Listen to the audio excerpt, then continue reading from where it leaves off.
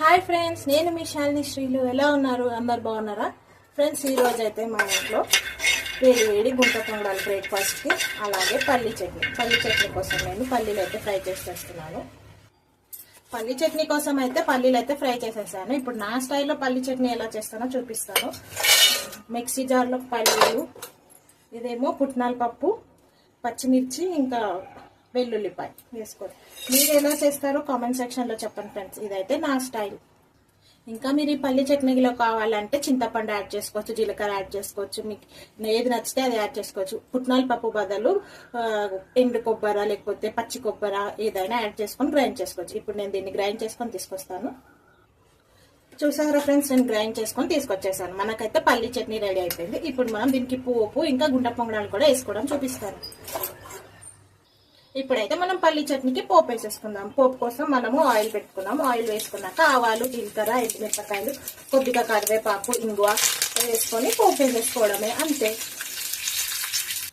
ఇప్పుడు మనకు పోపు అయితే రెడీ అయిపోయింది కాబట్టి ఇది మనం పల్లి చట్నీలో కలిపేసుకుందాం. అంతే ఫ్రెండ్స్, మనకైతే పల్లి చట్నీ రెడీ అయిపోయింది. ఇప్పుడు నేను గుంట పొంగడాలు ఎలా వేయాలి. ఇప్పుడైతే మనం గుంట పొంగడాల పెనం పెట్టేసుకున్నాక అందులో మనం కొద్దిగా ఆయిల్ వేసుకోవాలి. ఆయిల్ కాస్త ఎక్కువ ఉంటేనే బాగుంటుంది ఫ్రెండ్స్, ఎందుకంటే కొద్దిగా క్రిస్పీగా వస్తాయి.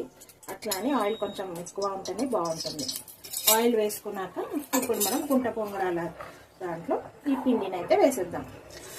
ఈ పిండిలో మీరు కావాలంటే క్యారెట్, ఉల్లిపాయలు, మరి పచ్చిమిరపకాయలు ఇవన్నీ వేసి పోపు కూడా వేసుకోవచ్చు ఫ్రెండ్స్. కాకపోతే మా ఇంట్లో పచ్చిమిరపకాయలు పిల్లలు తిన్నారు కాబట్టి నేను ఓన్లీ ఉల్లిపాయ వేసాను. మీరు కావాలంటే అన్నీ యాడ్ చేసుకొని వేసుకోవచ్చు.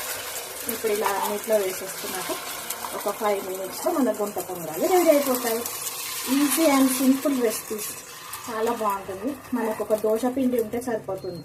మనం ఏమైనా చేసుకోవచ్చు. దోశలు వేసుకోవచ్చు, గుంట పొంగడాలు వేసుకోవచ్చు, ఇడ్లీలు కూడా వేసుకోవచ్చు దీంతో. ఇప్పుడైతే మనకు గుంట పొంగడాలు ఒకవైపు కాలాయి కాబట్టి మనం టర్న్ చేసుకుందాం. ఇలా మెల్లిగా స్పూన్తో మెల్లిగా టర్న్ చేసుకుంటే మనకు రెండో వైపు కూడా కాలిపోతుంది. చూసారు కదా ఫ్రెండ్స్, ఇక్కడ ఎంత క్రిస్పీగా వచ్చిందో. అలాగే మనకు ఉన్న గుంట పొంగడాలు అన్నీ వేసుకోవాలి. ఈజీ ఫ్రెండ్స్, చాలా ఈజీ రెసిపీ. పిల్లలకి అప్పటికప్పుడు మనం చేసి కాలేజ్లలోకి వెళ్ళే పిల్లలకి హడావుడి, అప్పటికప్పుడు వేసిచ్చామంటే వేడివేడిగా తినేసి వెళ్ళిపోతారు. అంతే ఫ్రెండ్స్, ఎమ్మి గుంట పొంగడాలు పల్లి చట్నీ మొత్తం రెడీ అయిపోయింది కాబట్టి ఇప్పుడు మనం తినడమే ఆలస్యం.